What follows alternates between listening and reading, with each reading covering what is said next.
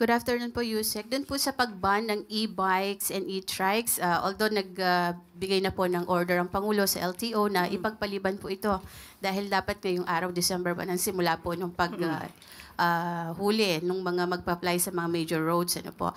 Aside po from yung pagpapa-defer muna pansamantala, may iba pa po bang order ang Pangulo sa LTO since para pong bumabangga yata yung memorandum ng ahensya doon sa batas po sa mga e-vehicles?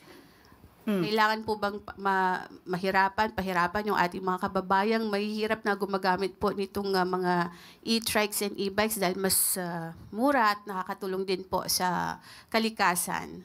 Hindi po pagpapahirap ang mga ganitong klase ng polisiya. Ito po ay para sa kasiguruhan ng safety ng gumagamit ng e-bikes, safety sa mga kababayan natin, at tandaan po natin, motorized vehicle po ito. At may batas din po tayo na dapat sinusunod. Hindi po ibig sabihin na kahirapan ay dapat na nating suwayin kung ano yung batas. Ang pagdisiplina po ay hindi para banggain ang issue ng kahirapan. Hindi po issue ang kahirapan dito. Issue to ng pagtupad sa batas para po masiguro ang safety ng bawat isa.